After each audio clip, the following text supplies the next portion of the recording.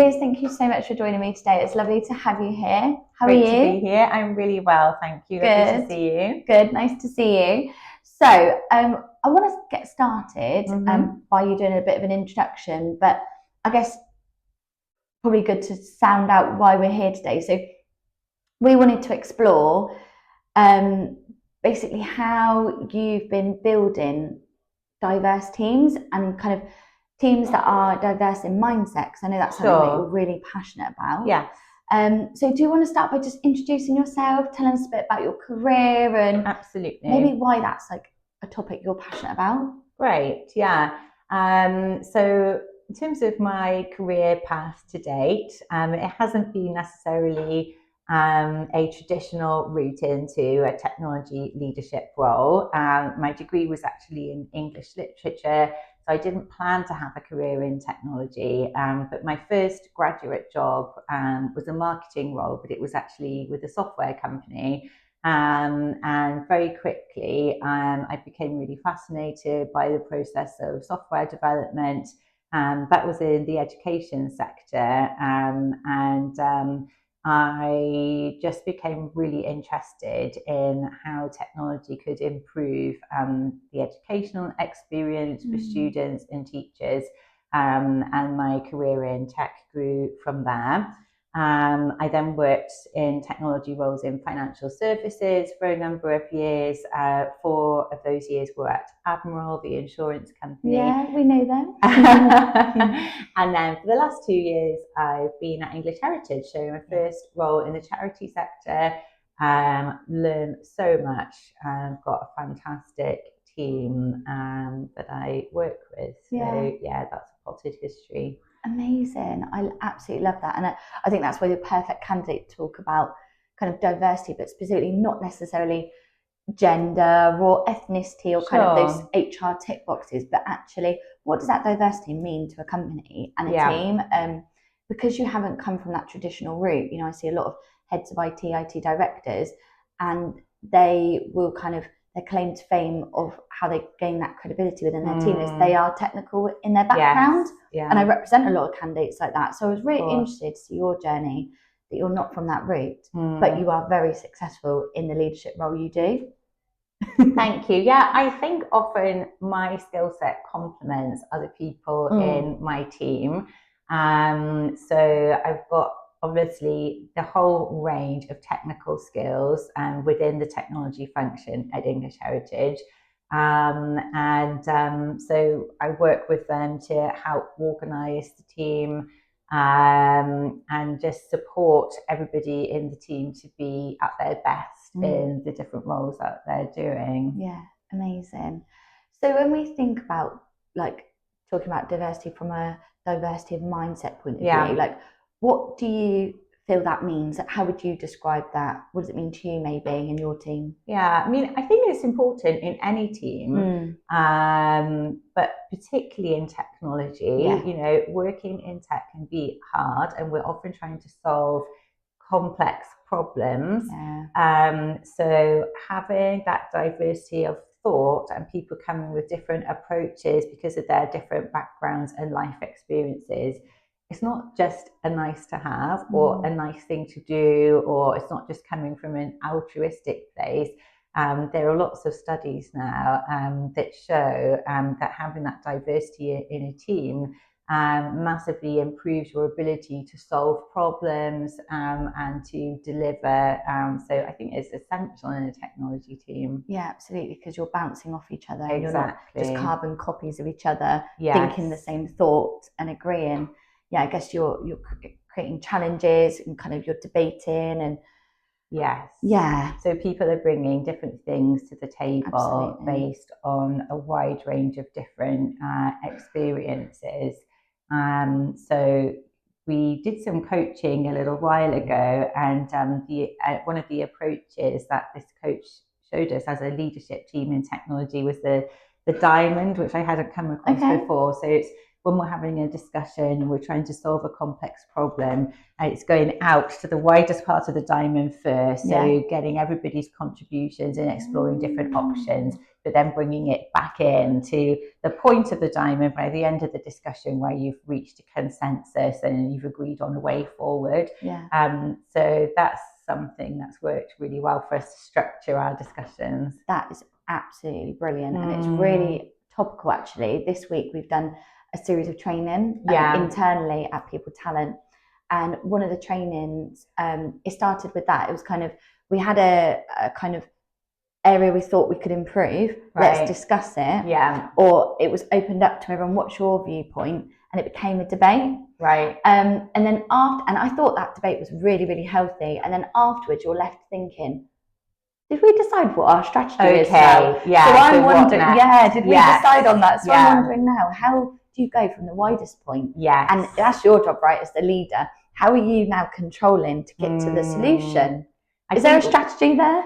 I think we've realised that all the stages of that are really important. So you can't close these things down too early on. It's really important to get the whole spectrum of people's views and opinions so they feel heard, and so you're not missing out on anybody's input.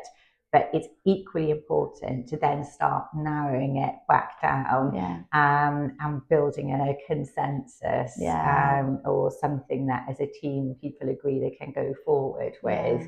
Because if you don't get to that as an outcome and you're left at that widest part of the diamond, then you've achieved something, but you haven't got a clear way forward. True. Everyone's carrying their opinions out of that meeting, and there's no clear company strategy or goal. Amazing. That's really, really interesting. So diversity of mindset then and thought is quite an abstract concept. It's really hard to quantify, to measure. How would someone do that? And I'm thinking maybe when you look to recruit and bring new people into the team, or even when you're kind of reviewing the as is, like my team is X, what are you looking for to measure how diverse is my team? I think you're right. It's not something that's easy to measure necessarily. One of the things that English Heritage has done recently is brought in more inclusive recruitment practices. So that's things like anonymised CVs, and also sharing interview questions in advance, which has been new for me. But I've personally really enjoyed interviewing people when they've already seen the questions ahead of time, and I think that does support people who, potentially giving answers on the spot is not a strong point for them, but they would perform really well if they got the role. I actually love that viewpoint, and obviously it's quite relevant to us because we're always coaching candidates on interviews without knowing what you guys are going to ask. It's really hard, and when I say coaching, it's kind of like just to support them to not be nervous. That's support them to really showcase who they are. We'll have very informal conversations with them before presenting them, and we get a lot from them. And quite often when we send them through to yourselves, bits of them get chunked off and they're missing. And then the feedback can be really obscure, and you think, I don't think that's that candidate. But like you say, they don't necessarily perform very well in interview. But that doesn't mean they can't do the role, because is the role an interview scenario? No. Exactly. So as much as we can, we want people to feel comfortable. We want to minimize the nerves as much as possible. It's always going to be a stressful situation being in an interview. But that's right. We're not trying to test people's recall of information. Like, catch me out. Exactly, because that's not going to be required of them necessarily in the role. So that's worked well. I think being open-minded about who comes into the team and what route they've taken to get where they are. Sticking to recruitment, we often hear people talking about it. It's very important for them to find somebody who's a good cultural fit in the team. And I see that, but I'm also wary of that, because it just makes me wonder whether we're accidentally looking for people who are like us or like other people who are already in the team. and that's not necessarily what we want. No. It can be more challenging to work with people who are different, or are not similar to other people that we've already got in the team. But that challenge can be well worth it because of the different perspectives that they might bring. Yeah, absolutely. And that's a really interesting point, because the cultural piece always comes up. Like in a recruitment process, it's always, okay, let's try and move away from just the skills and let's talk about the person that you're bringing into the company. And us kind of quizzing an employer like yourself, we want to know, what's your culture? Sure. I mean, sometimes it might be what's the company culture, but I think more often than not, it's what's the team culture. We ran an event, our Tech Curious event last night, and one of the speakers actually said, you can't superimpose a culture. Right. And I thought, and he was talking about a large global company, and I thought that's really interesting. Coming from a lot of SMEs, we really covet our culture, we protect it. Actually, because ultimately we're a small team. But when you start to get larger and larger, like English Heritage is a large business, and you've got these sub teams, it's probably better to protect your sub team cultures and make sure they all are following the company mission, rather than trying to conform to a culture that isn't natural to them as people. Yeah, I think culture in a big organisation is going to be devolved to different areas and different teams. And then it's just important at that top level to have that sort of North Star, or those very high level, objectives and principles that people are following. But then different teams could interpret those in slightly different ways that work for them. Yeah. Is that hard or a challenge or interesting challenge for you as a leader above various teams? Do you start to see these mini cultures, and how do you kind of navigate that, manage it? Do you kind of trust you've built up your leaders, your SLT, your managers in the right way? Or that's do you find right. that a challenge? I think it's a balance. So we do want everybody in the technology team to be brought into our overall mission and strategy. But I also like to really listen to people and understand what works for them. And as you say, there's no point trying to impose something if people are clearly telling you, this isn't right for our particular area of the team. So it's a balance. I do like to give people quite a lot of freedom. And then I think it's on me to make sure those guiding principles and those guardrails are in place. They're all pulling in the same direction. Yeah, I think it's really important that you have a high EQ. And as you were speaking there, I thought, your emotional intelligence is really high, because you obviously got the strategic vision to be really successful in your role, but that's not all of it. And obviously probably helps the fact you haven't necessarily come, from that technical background. You haven't been bred into a tech role, like that's my mission, I want to be a techie. You've developed a lot of the soft skills on the way, and by the sounds of it, you're really empathetic, intuitive, good listener. I hope so. Yeah, I mean, just from what you said there around, you were saying you need to listen to what's going on and adapt to that, and then of course you lay the guardrails in terms of company strategy or vision, or try and get them along on the journey, but you're not trying to dictate a way, like a culture. Sure. I'm certainly very interested in people. And that's probably the thing when I'm at work that motivates me the most, is when I'm able to support people and put things in place where they can be at their best. And hopefully enjoying what they do. Hopefully they don't watch this and think, but I don't like working here. That's okay. Come and tell me. You'll listen to it if that's the case. Love it. So we mentioned a couple of the challenges there around like culture. So that can be a challenge. Is there anything else as you start to encompass, more diversity of thought in a team, or vary the team? I think you mentioned it can be hard to work with people that are different to you. It can. So how are we getting past that? It can be. It's not a catch-all solution, I know, but So absolutely, you could bring someone or multiple people into a team who have a lot to offer, but who are different in some way from the majority of people in the team.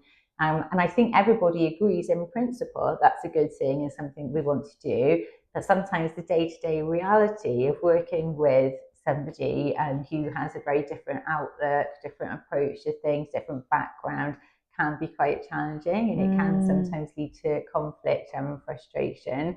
So yeah, I think it's all about trying to build that empathy and trying to really understand where the other person's coming from and focus on the good things that they're bringing into the team. But yeah, it's not always plain sailing, definitely. No, it's not. It's really not. But I guess if you've got a leader like yourself, kind of inspiring the team as to why it's important that we have that diversity of thought, then they can kind of know that the result will be worth it and kind of trust the process. Because like you say, it's shifting people away from, let's say in an interview, I don't know if they're the right cultural fit, and that's because they don't feel they're similar to them.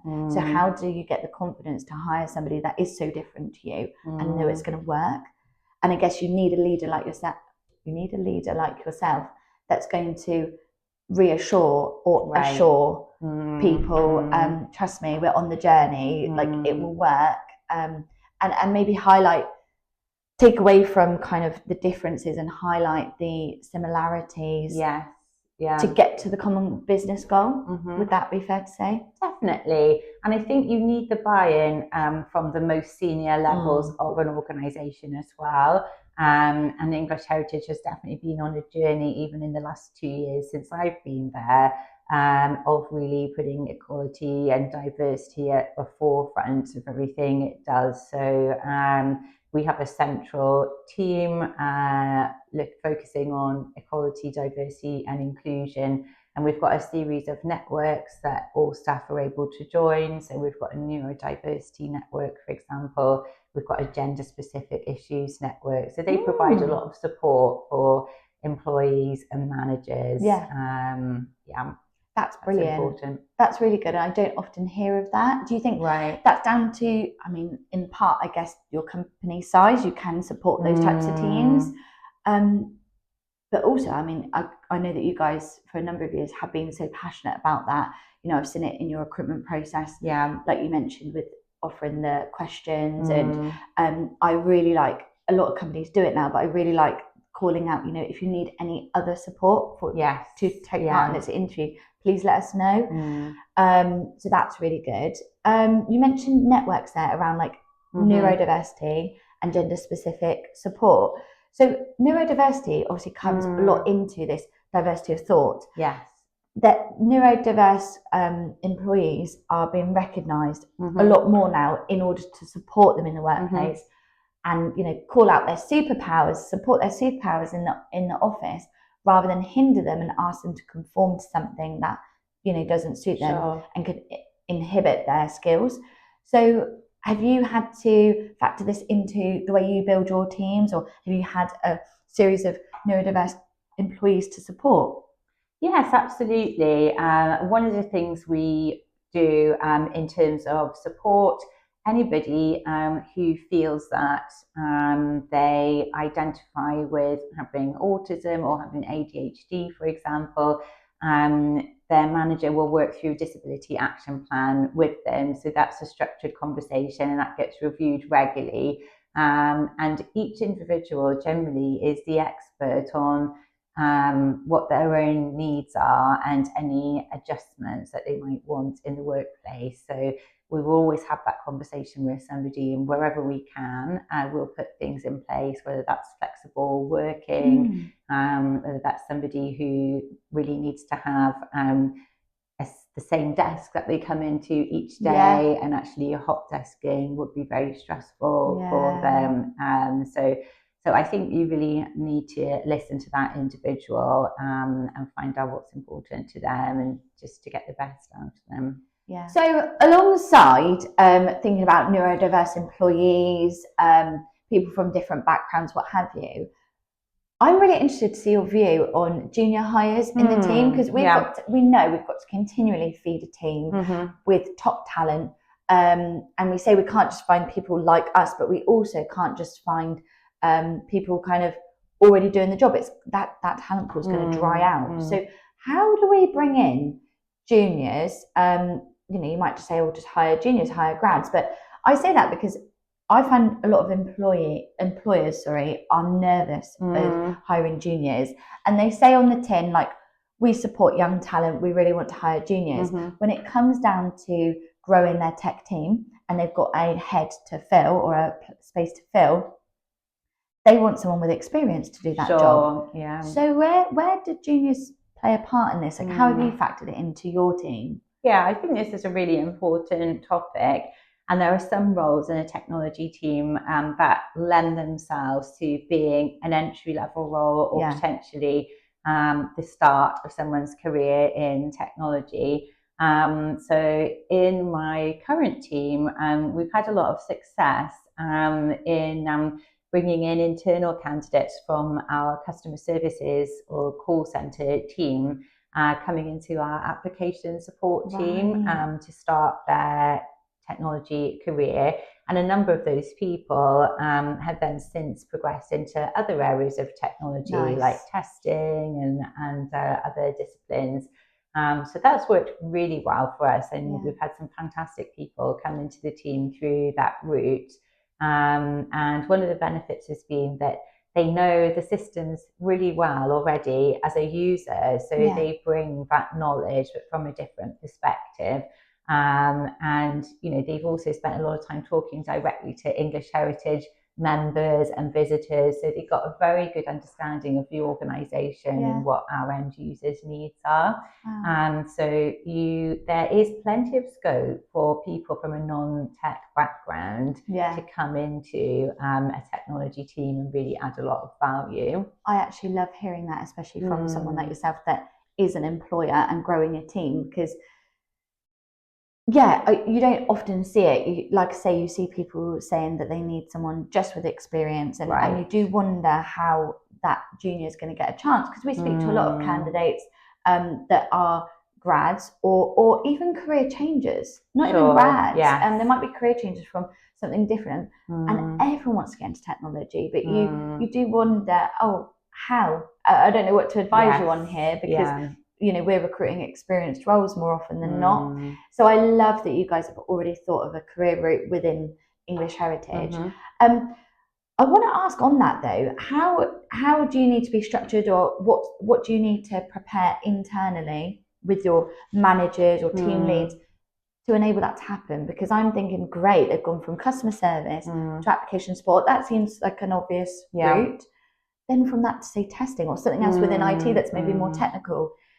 Is it the onus on the candidate or the employee, or do you as a business have to put a lot aside to train and I think guide? It's both. So I think it's fantastic to give people opportunities to progress, but the support has to be in place. If you offer somebody a promotion, but they're just expected to fend for themselves, then you're not doing the right thing by that person. You're leaving them in a very exposed situation where they're not really set up for success. So I think, of course, we want individuals to take responsibility for their own learning and development, but they need to be given time to do that. And the right support structures need to be in place. So everyone in my team has 2 hours a week assigned to learning and development. And some people find it really hard to carve out that time because, of course, everybody's busy. But all the managers in the team really encourage their people to block out those 2 hours in the diary.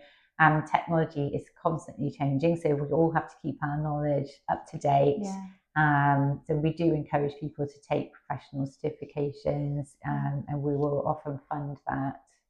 So the support has to be there, definitely. That's really good. And like you said there, actually carving out the time and it coming as a business-wide objective. Because like you say, when you manage your own workflow or work time or day even, it is really hard to say, I'm going to not do all these things and I'm going to carve that time out. But actually, as the weeks go on, you're going to continue to be busy, but you can forward plan that, in the week, these 2 hours are going to be somewhere, and they're always use the analogy, they're like a glass ball that you can't drop. So you're juggling all these balls. Some are plastic, some are glass. That 2 hours, it sounds like English heritage, that's a glass ball. Well, that's what we aim for. You can't drop it. A non-negotiable. And everybody's different. For some people, because they're so diligent and busy in their roles, that's a challenge, and we work with them on that to try and protect that time. But it's great. It's great because we all have multiple different priorities, don't we? And we're the same here. You know, with we might get tunnel vision on one task, but we need to be doing it all. And so I think as for the company kind of says it's okay, not drop that, but or split your time, and it is okay. We're not just going to measure this, we're also going to measure it all. Then I think employees start to do that. I think that's right. So it's sending that clear message that is a priority to spend time on your own learning and development, and it's not selfish, it's for the good of everybody. Like us at home, whether we have self-care time or not. Yes, absolutely. or in the routine of dinner, pick up kids, whatever. That's right. That all of those are really, really valid points. And like the hot desking thing, that's a good one to think about, because companies, and again, it's with the culture, isn't it? Companies like, we're a company where, you know, it's really open, it's flat structured, all our directors sit on the floor with you, we're going to mingle, we don't want you to sit in isolated teams. Hot desk, great. Or maybe because we're hybrid now, so we maybe don't have the desks for everyone.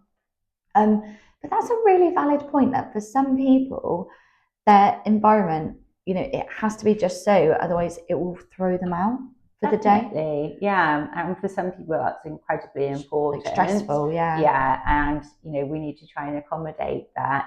It is a real challenge because for us, and I'm sure it's the same for lots of teams and lots of organizations, there are days during the week when there's hardly anybody in the office, and then there are days when there are a lot of people in the office. So it's how do you manage that space effectively, so that when people do come in, they've got somewhere suitable to sit, but we're not being wasteful, you know, in funding a lot of space that doesn't get used very often. And I'm not sure anybody really fully has the answer to that yet. It's a real challenge. No, probably not. I've heard some people say about, I mean, it doesn't really sort the desk situation, but I have heard of other people partners focused on like neurodiversity and inclusion.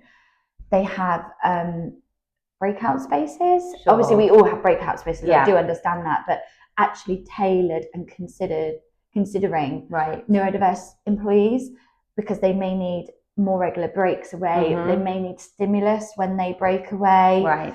Or they may need that desensitization, maybe like these quiet booths. I'm not sure. Again, we don't want to, like say, have a surplus of space that's maybe not used all the time, but I guess you've got to understand who you've got in the team or the company and how you want to support them. I just found that really interesting, actually, because again, we probably don't think about it. We think, go have your lunch in that seating area. Sometimes it's very sterile. It's really hard to kind of like relax and go back to your desk. So that's definitely something that we need to factor in when we're designing our workspaces. Because, you know, we do want an environment where when people want to come in and spend that time face to face, you know, it works for them and they feel welcome. So these are all things that we're working through at the moment. Amazing. I know you guys, you come in, you've got a hybrid work pattern. Do you adapt the days you're in and kind of theme certain things to do when you come in? Or is it more just those regular touch points with a team? Or do you have certain meetings you come in for, you know, reasons for being in the office? Well, once a month we have a whole team meeting for everybody in the technology team. And that's a really important time for us to reconnect and talk to each other. So we try to make sure that those sessions are not just everybody looking at the front watching a PowerPoint presentation, that we're actually interacting with each other. And we try to get out to the English heritage sites as well. So next week we're taking the whole team to the Isle of Wight, to Carisbrooke Castle, one of our sites. It's really important that people feel connected to the overall mission of the charity. and not too far removed from our end users who are actually using the technology services that we're providing. So when we're at Carisbrooke Castle, it will be a fantastic day and experience for everybody, but we'll also hear directly from the staff who work there and any IT challenges that they're having. And that's really helpful for the team. Otherwise, you can become a bit siloed in technology and a bit too far removed from the end user experience. Yeah, you absolutely can. And actually, going back to, we've gone off a bit, but diversity of mind, how great to train them even to say, okay, we've got this great team, you're all diverse, you've all got great ideas. Let's break that again and go out to our user and see it from their perspective. And then again, they're going to come away with even more ideas of how to go outside of what they think they know is right. Yeah, absolutely. Yeah, anytime we go out and do these things, we always come back with a fresh perspective and different ideas, and it helps us to bond as a team as well. Yeah, love it. This has been such a great conversation. We've gone and gone and gone. I think we're probably about time now. So I guess I just want to leave it with what do you feel is or what do you want the takeaway message to be after this conversation for anyone watching? What would you like to kind of summarize for them that they take away from it?